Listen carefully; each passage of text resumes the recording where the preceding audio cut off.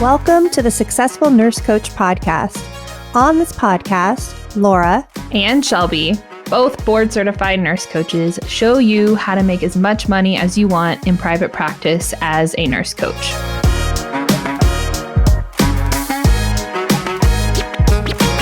Hello and welcome back, everybody. It is Shelby and Laura here together today, and we are going to talk about how to create confidence as a new coach. This is something that comes up all the time, whether we are on proposal calls with potential clients or we are working in the trenches with our clients. It is one of those topics that comes up over and over and over again. And so we're excited to take a little bit of a deep dive with you all here today.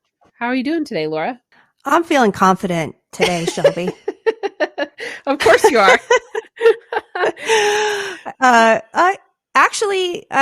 We're both kind of battling a cold, and as we were reviewing what we were going to talk about today, it was the pervasive message I kept getting is like, we just don't feel confident all the time, but we can choose to. And so before we sit here and record this, we know people are going to be listening to it. It's really just like a switch that I turn on at this point. I'm confident I'm going to say what I need to say that's going to be received in the way it needs to be received. And that I think that's a habit over time of deciding to be confident instead of passively waiting for it to blow your way so that you can experience the fruits of life as a confident person. Yeah. If it was only as simple as waiting to feel it versus choose it. I think it's uncomfortable, the idea of choosing it as a state of being rather than being gifted it by someone or something or an experience. So let's start with just the basics of what confidence is. And we literally have the definition from the actual dictionary here for all of you today.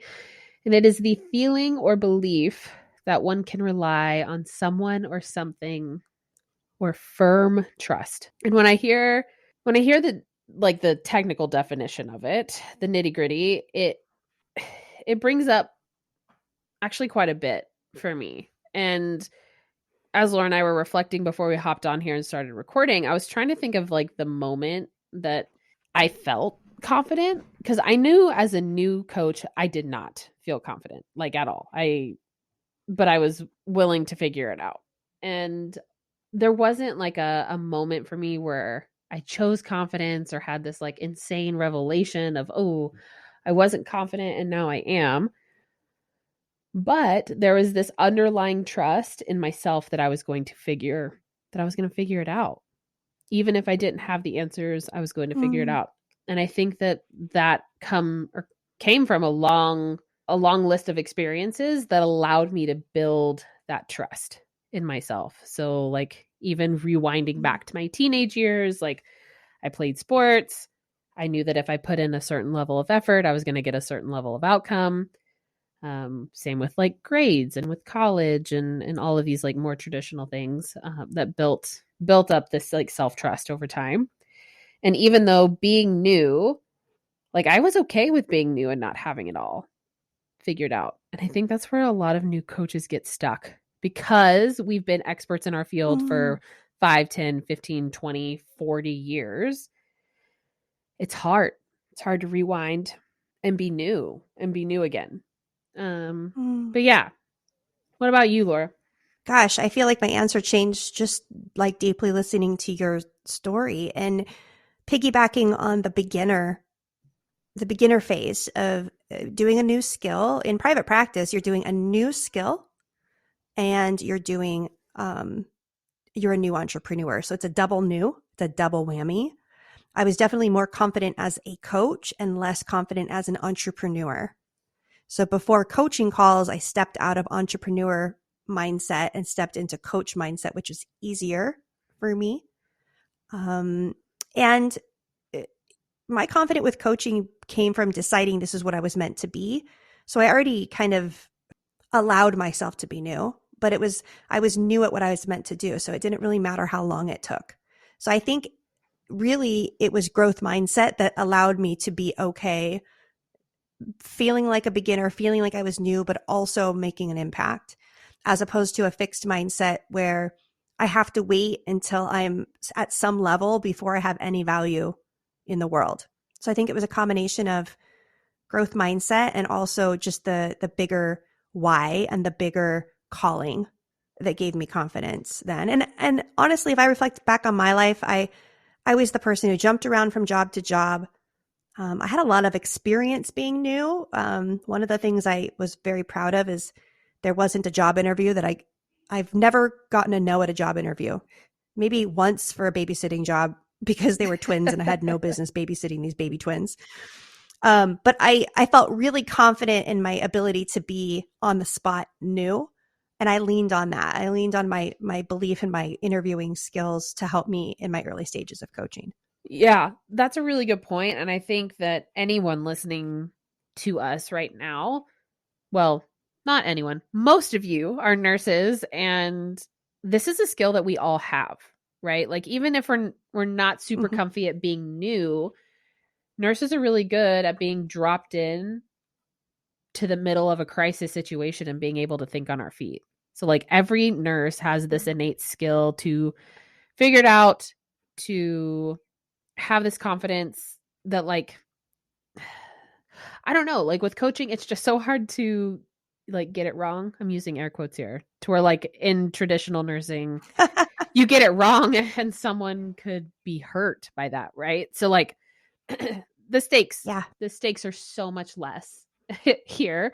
That also helped me too. I can't remember who told me that, of just like, Shelby, you used to bring people back from the dead working in the ER. And this is what scares you. Getting on a sales call and telling someone what you do and seeing if you can help them. I was like, yeah, it's actually not like that scary. It's actually pretty chill comparatively. Well, go ahead.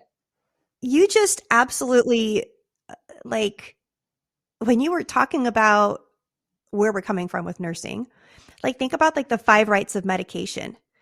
It is so drilled into us that we have to be perfect and accurate, because if we're not perfect and we're not accurate and we're not following protocols and policies and procedures to the T, that we're going to kill somebody. That's literally what we operate. We operate from a state of fear in nursing, especially in the first few years.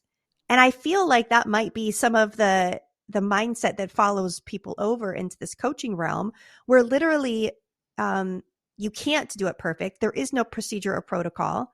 And the worst case scenario is you might have to slow down in a call, take a deep breath, and go in a different direction. Yep. That's it. I mean, but it just shows you where we come from and like why and this is giving me insight to so many of our clients too, is this fear of I'm not ready because I don't have, it's not a linear process that I can perfect before I do it, which is how we were trained to be successful nurses. Yeah. So like, what do we do with that? Right. So like, if we know that we come from this very intense environment and that this is almost completely the opposite, how can we translate a little bit of that confidence that we had in ourselves as a bedside nurse? I don't know about you, Laura, but there was something about like putting on scrubs when I was a nurse that made me feel like 10 times more smart. It was like a total mental hack, right? So how can we create or carry over some of that confidence that we had as a bedside nurse or whatever traditional nursing role we were operating in? And like, that might mean that you wear scrubs on sales calls or like on video chat. Like it could be something as simple as that. But there's some other things that we see too that help our clients create more confidence, especially when you're new, especially when it just all feels super foreign. And the first one of those is actually certification. So, Laura, I know you've had some varying opinions on this over the years, so I'm curious to hear what you think now about it. Yeah. Oh, I have varying thoughts about everything, you guys. So believe me, I'll say something now, and then 2 years from now, I'll be like, yeah, I'm going to update that and amend that because that's just how my growth mindset works. But what I find, there's two ways to look at certification. I have nurse coaches who want to wait until they're certified to start, which I do not agree with. I think it's a really bad and flawed logic. So in that way, I do not say graduate, study for certification, get certified, and then start. I think it's not it's not in service to you as the nurse coach to do that. However, I do find that after certification, the day after certification, everyone posts on Facebook and everyone gets all these congratulations and you add these letters next to your name. It pulls in some of that professionalism. It pulls in some of that swagger that Shelby felt with her scrubs on. It's like, now we're not just RN, BSN. Now we have NCBC or HWCBC. And that's exciting. And that feels really good. And so from that standpoint, there is a level of confidence that we get to enjoy, which then translates to how we show up in the world. So waiting to serve until you're certified, I don't agree with. However, once, like, this is in my ideal world, you're in certification, you hire Shelby and I 2 months before you finish, like 8 weeks before you finish, so that we can help you convert some of your pro bonos into paying clients. The momentum never stops. And then once your business is set up in a way that it's not stressing you out, you have some contracts, you can take payment, then we pick a certification date and you study 2 weeks before it and you nail it. That's, in my perfect world, that's what I would wish for everybody. I think that's a really beautiful way to keep momentum going and to capitalize on that confidence after cert. A really special high that comes from graduating and from taking your test and from doing all these things. Your brain gets like a super dopamine hit from it all, and we can cruise through a lot of that resistance and a lot of that like the shakiness of being a new business owner and a new coach. We just, not that we don't get to deal with that at some point, but you just kind of get to coast through it rather than it being potentially clunky and extra challenging. Another way we see our clients boost their confidence is getting client testimonials. And this might seem a little cheesy or might feel uncomfortable to ask for, but even if you just coach somebody for 1 or 2 sessions, ask for a testimonial. One, that's great marketing for you to be able to share. And then you get to actually hear how it is from your client's point of view rather than just how you feel about it. Like it's like, in my opinion, it's the actual facts of the conversation versus your opinion on how it went. I think that getting client testimonials is a super easy way, and you can collect them. You can keep them on your desk. You can refresh your memory when you're feeling low. And extra bonus, you get to like talk about, you can use them on your website and post about them on Facebook, and super, super easy marketing there too. And to just receive the testimonial. You know, I feel like a lot of our coaches, and me included, sometimes I'd read a testimonial and I'd be like, oh, I've got them fooled. Like, I was there in those sessions and that I know I didn't do that much. Or like, you'll get so surprised. You'll have a client that you work with, even your pro bono clients that you work with 4 or 5 times, and you feel like, it was a ho-hum experience. Maybe they didn't have a lot of external results. And then you get their testimonial and they say something like, since meeting Laura, my relationships are different. I'm different. I feel different in the morning. My entire life's changed. And this, maybe that's the first time you're hearing that. And you can create confidence from the transformations that your client has, and the client's having transformations from the container that you hold. Doesn't mean you're a good or bad coach. It's just giving you confidence in coaching itself, right? There's personal confidence and there's confidence in the coaching process.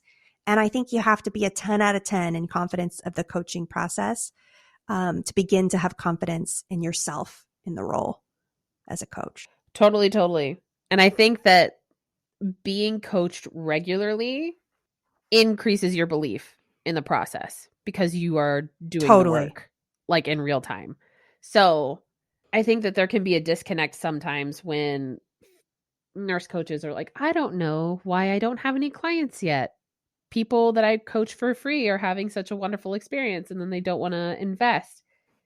And a lot of the times it's because you have not invested in your own coaching. So how can we, like, energetically, it's just off. Like, we can't expect people to invest in something that we don't wholeheartedly believe in, and investing in your own coaching is part of that. Every time I start to feel, and we just talked about this, Shelby, about like the desire to be better, right? And every time I start to feel stagnant and or maybe my confidence isn't as edgy or as present as I want it to be, the first freaking thing I do is hire another coach. Because through doing my own work, it's not because they're telling me I'm fabulous. I don't hire a coach to say, Laura, you are so wonderful. You are, God's gift to the earth, the best coach in the world. No, usually I'm working through some really tough shit in my own personal life and or my own beliefs. And it's through the work and my own transformation that's where I get the deepest confidence is like, I'm walking it, I'm talking it, not somebody telling me I'm fabulous. Right. So good coaching, getting coached regularly by a good coach. Right. And I mean, all of you listened to our episode a few weeks ago to where Laura and I showed up on this podcast and we're just like totally flat. Life was hard. We showed up when it was hard. And it's because of us talking about that then led to like, okay, I would say that we're mostly out of our funk, Laura. Like we're coming through it. And we're on the tail end. I know we're both like recovering from a cold right now, but I feel like that's the cherry on top of this experience. And then we get to move on. But even last week talking with you about, okay, who do we get to hire next? What problems do we want help solving? Like, what would we hire a coach for? Like, even just talking about that, like breathed a little bit of life into me, knowing that like, okay, we are not figuring this out by ourselves. There has to be somebody out there who can help us. And that just got me really excited. So like 10 days ago, I was like not excited about really anything. And then now, even with a cold, I'm able to show up here and be back in the excitement of what we do. And then also I think, go ahead. Sorry, I'm totally going off script and off plan here, but I want to just share, like, to piggyback on what you just said, because we created a state change by one conversation about something we might do in the future. And last week on one of my coaching calls, I had everybody put their name and then change their name and do a dash and a word that described how they were feeling. So in doubt, like doubting myself was one of them. I think that day I had joyous, I was having a good day, and then low energy. Everyone put their state, and then what we did is at the end of the call we updated it and everybody's word changed. Everybody's word changed. Like the coaching container, if you're having doubt, if you're feeling low confidence, a 2-hour coaching container will fix that. Right? It will change it. I don't know if you'll get to like 100% confidence, but you're going to feel different than you did when you got there. And that's an example of what we do for our clients too. Right. On a regular basis. We change their word. Yeah. Really good point. And also really awesome little coaching hack that Laura just gave all of you there. So you're welcome. Free bonus for everybody.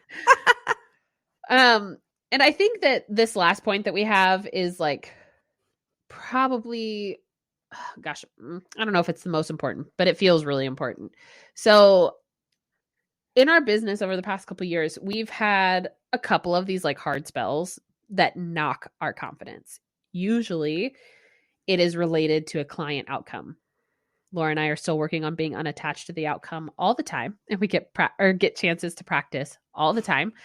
But there have been a couple of them that have been an opportunity for a really big growth on both of our ends. And that is the coachy way of saying it was really hard and really terrible for us when we went through those moments.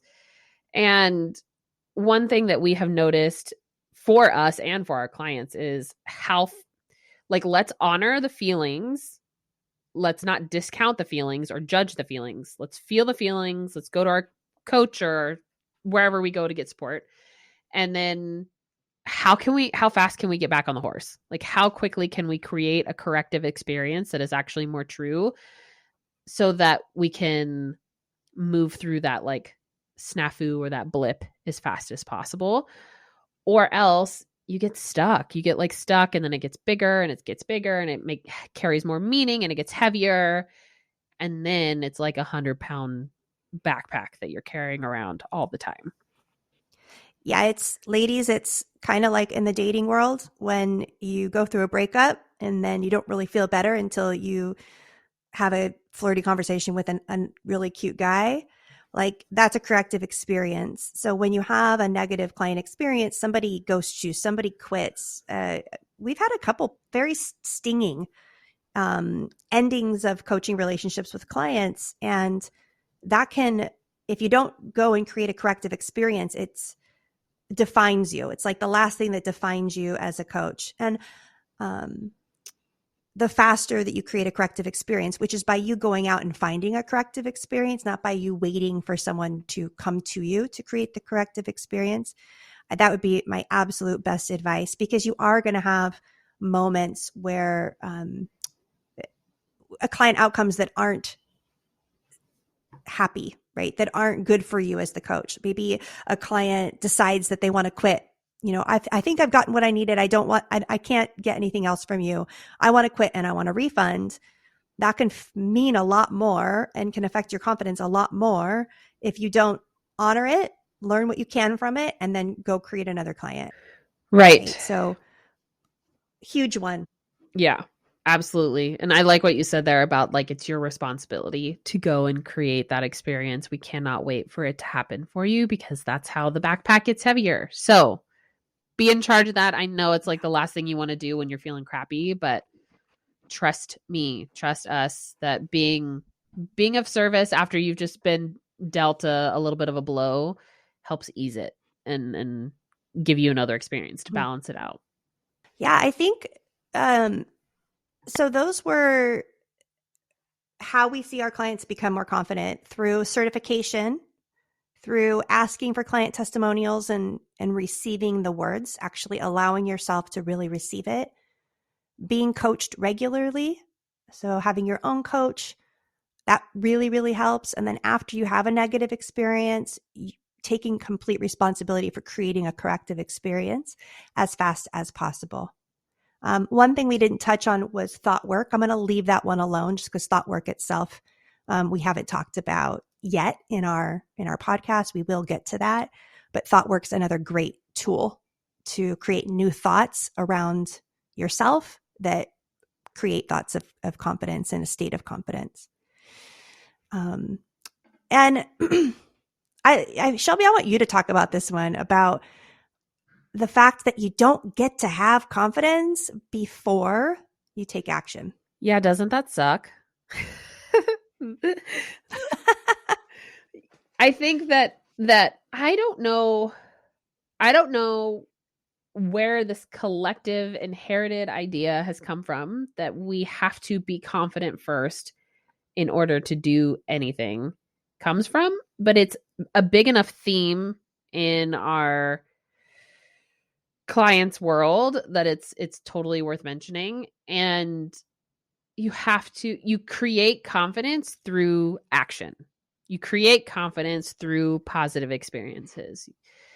You unfortunately just don't get to be gifted confidence. However, I do think that sometimes you can borrow other people's confidence in you. I do see this a lot in our groups. I think that it is a really awesome asset to group coaching is, so like after a while, I'm going to pep talk you for a whole freaking year. If you're in our group coaching container, right? You're going to get used to me like helping you pick yourself back up on the floor, get back out there over and over and over. And it's not uncommon for you to kind of get immune to it, to be like, well, of course, Shelby's like being my freaking cheerleader. I paid her to do that. Of course, she's going to cheerlead me along the way. But I also see the group support one another. So like whenever my words are falling flat, or I can tell that they're like not resonating very deeply, I'll call on other people in our group coaching space and say, you know, what do you see in so and so? Why do you think that they're good at this? And get it from a different perspective. And so you can borrow other people's confidence to just like take that really uncomfortable initial action, and then you can start generating your own confidence. So if you have to borrow someone else's for the time being, like, first, let's be grateful that you have a space to borrow from. That's amazing. And then don't take that for granted. I think that that is a really cool little workaround to get you started. What is it? That the 5-second rule, the just getting started is the hardest part. So just borrowing somebody else's confidence for like 10 minutes can carry you forward so far. And I think that there's a misconception that you have to be an expert to be confident, which is just like, frankly, not true. Something that you do need in order to be confident is you have to be present, and you have to be curious about your client, and you have to have room to grow, right? So really leaning into that growth mindset versus a fixed mindset, because if there's no potential for your perspective to shift, like, you're uncoachable. It's so hard to operate from that space. Yeah, and to illustrate that even further, we were talking about our health coaching clients particularly, because I feel like that's where the expertness really shows up. And I want to draw out that distinction. I remember this very, very clearly. My beginning of my practice was all health coaching. And if you are a clinician, if people are coming to you and they're seeing you as a clinician, there is a level of expertise you need to have to be a proficient clinician. Coaching is not, you're not a clinician. Coaching is so different than that. So let me give you an example. Someone came to me as their health coach, and they had sudden onset Hashimoto's hypothyroidism. It is not my job to know everything about the thyroid, to know the exact labs, to interpret labs. That is a clinician's role. It's not my job to offer what amount of hormone they need. That is a doctor's or a clinician's role. However, as a coach, I can coach them through the feelings that they have with the diagnosis. I can coach them through making the changes that are within their power to shift their diet, to shift their mindset, to support them. And then I can call on the expertise of somebody else to do that part. And I know some nurses want to be in more of a clinician role, and that's fabulous. And for that, you do need to have some expertise in that particular topic. But for nurses who are doing general health coaching, all that you need to find is clinicians that you can partner with, and or resources that are solid, that you know in and out, that you refer to your clients to. You can coach the same one person on multiple sclerosis, one person on hypothyroidism, one person on anxiety, one person on high blood pressure, one person on high blood sugars. You can coach all of them, and they're all going to be having similar feelings and human experiences and lifestyle shifts. So you can find your own way to serve. You don't have to be an expert in all the different areas. So confidence does not come from knowing everything. Confidence comes from knowing that you can figure it out with your client. I remember my first client ever.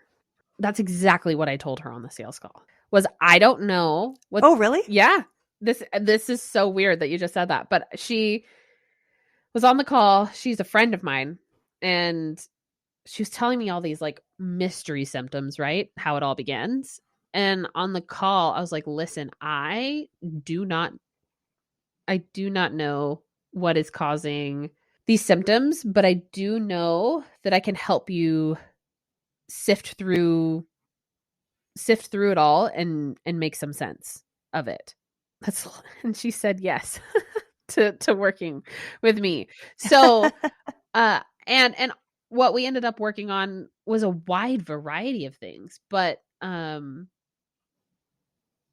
I think that, like, if we were maybe just transparent about that with our potential clients, right? Of like, and if you do have the answer, y'all, we are totally not talking to you. There are nurse coaches that are out there that totally have expertise in all these areas. But if you are just starting out, if you're trying on a few different niches, then being transparent with people of like, I have a medical background. I can help you digest things and I know exactly what you're talking about, but I don't have the answer, but I want to find it with you. Like what other clinician gives that kind of support, you know? Right. Yeah. So I think that we probably just made some people upset with that one, Laura, but I'm going to stand by it that you don't have to be an expert to help people, You just don't. I think that, and also if you start working, let's just take autoimmune, for example, if you work with a lot of autoimmune folks, you will develop expertise over time, right? Because that's just what you're immersed in. But it's just not necessary to get started. You can earn while you learn, and you can help people while you learn. That's a huge one. I think that comes up is someone will do a powerful conversation number one, and the client will say, I have this disease, and the nurse coach has never heard of it before. And immediately they'll come to the Facebook group, go, tell me everything that you know about this disease. And it's this frantic, like, I don't know what I'm doing, and I don't know about this disease. You don't have to know about the disease. You have to know where to find good information to work with the client as a partner in finding.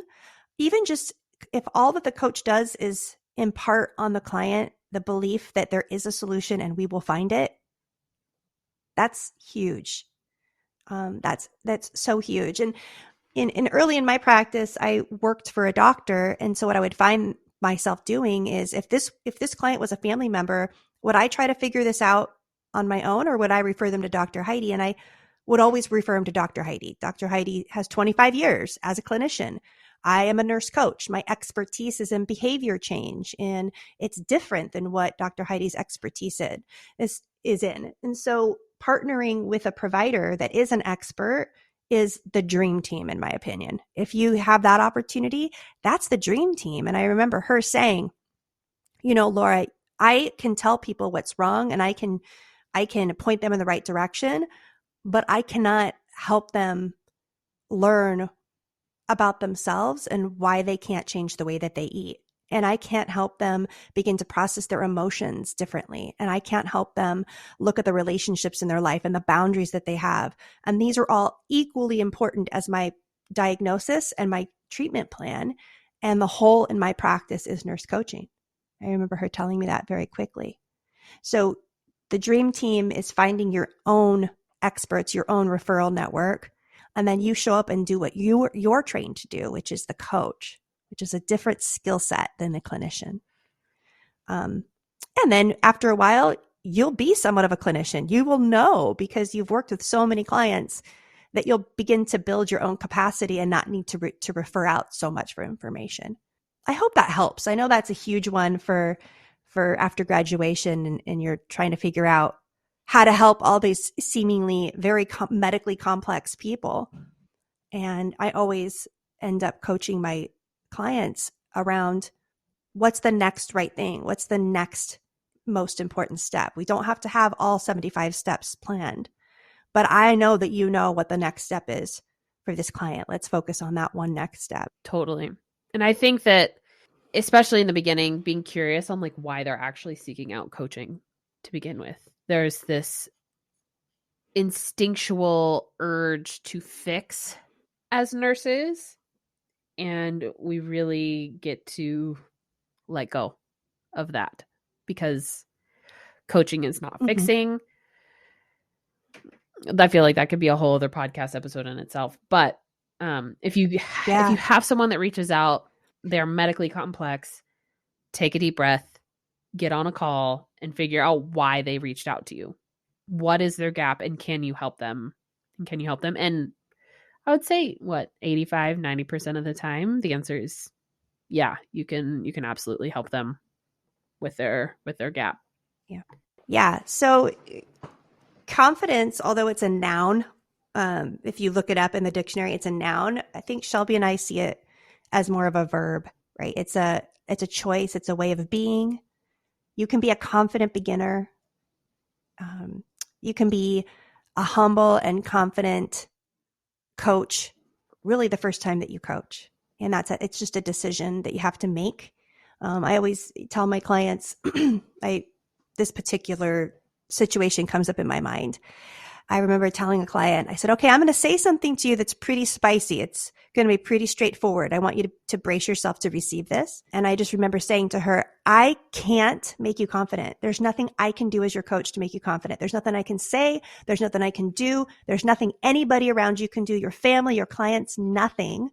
You're going to have to decide first, and then we'll build from that. But it starts with you. You have to decide to allow that state of being to come in. That was ranty, but it felt right.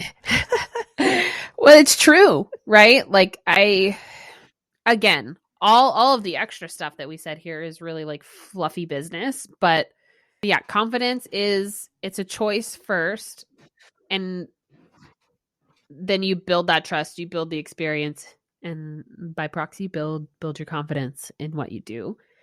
I want to share a little quick story before we wrap up here. I recently hired a new coach to help me do a new thing. And she is a TED Talk speaker coach. And y'all, I have forgotten how feeling new is like actually the most uncomfortable feeling on the planet. Like genuinely not exaggerating. I just wrapped up a coaching call with her like a second ago.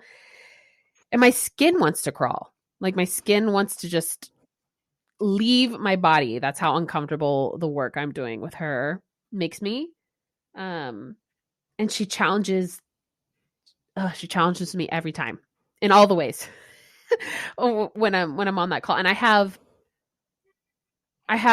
like a little bit of confidence, but I see that she has me doing like these series of challenges to increase my confidence as a speaker. And I show up to the call every time knowing that she's probably going to make me mad and probably challenge me in some way, shape, or form. But I also know that because of this work, I'm going to be a more confident speaker in the end. And that discomfort is worth it for me. Like, even though it makes my skin want to fall off, it's worth it for me. So if you're in one of our containers and we make you uncomfortable every single week, know that it is on purpose. We do it with lots of love. And if we were just trying to keep you happy all the time, we would be your friend and not your coach. Yeah, confidence is like a sustained state of confidence, in my opinion, is what freedom is. When people say I want more freedom in my life, like part of that is confidence. Confidence in self, confidence that things are happening as they should, confidence that no matter what comes up, that you can and will figure it out.